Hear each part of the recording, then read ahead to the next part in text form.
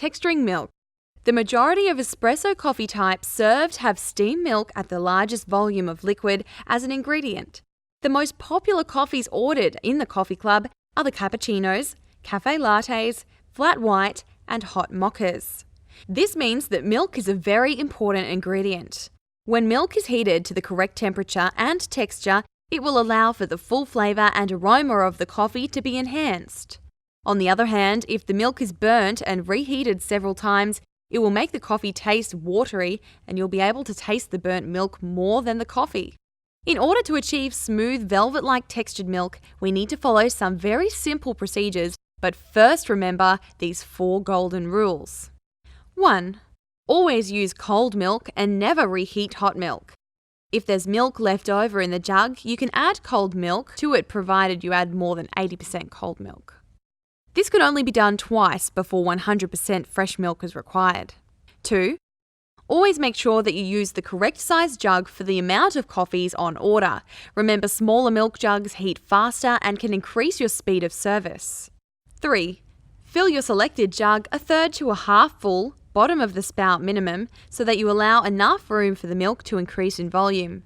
Having the jug too full will cause the milk to overflow when steaming, while having the jug too shallow will overheat your milk and spoil the milk proteins. 4. Ensure your milk swells like a whirlpool while heating. Okay, so let's now look at the technique for texturing milk. 1. Pour cold milk into a jug, fill it to at least the bottom of the spout. 2. Place the calibrated milk thermometer in the jug so that a consistent temperature is achieved. The Coffee Club standard to heat milk is between 60 degrees and 72 degrees Celsius.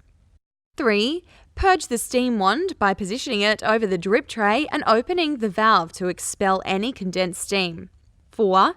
Immerse the steam wand about 2 centimeters into the milk and position it either to the left or the right of the center of the jug, and then turn open the steam knob to create a whirlpool effect. 5.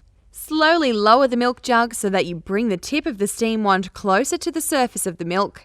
As the milk takes in air, you'll hear an intermittent, soft hissing sound.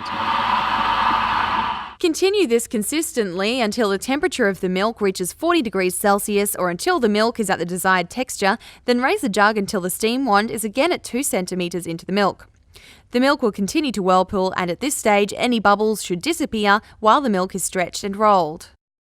6. For full cream and skim milk, turn the steam off when the temperature reaches 60 degrees Celsius. Soy milk will heat at a faster rate, therefore turn the steam off when it reaches around 55 degrees Celsius. Milk will continue to heat in the jug and must be served between 60 degrees Celsius and 72 degrees Celsius. 7. Remove the jug and wipe clean the steam arm with a dedicated steam wand cloth and then purge the steam into the drip tray to remove any milk from inside the steam wand. Remove the thermometer and place into a designated ice water jug and then tap the jug on the bench to remove any large bubbles if needed. 8. Give the jug a gentle swirl and check the milk. The milk should look a lot like glossy paint. 9. Pour smoothly and consistently to allow the foamed milk to sink underneath the crema of the coffee, raising it to the surface of the cup. The Coffee Club has a vast array of coffees requiring various levels of milk foam. To achieve thicker milk, more suitable for cappuccinos, simply increase the amount of time you hear the intermittent hissing sound, usually till you reach 40 degrees Celsius. To achieve thinner milk, more suitable for flat whites and lattes, simply reduce the amount of time you hear the intermittent hissing sound, usually 2 to 3 seconds or around 20 degrees Celsius.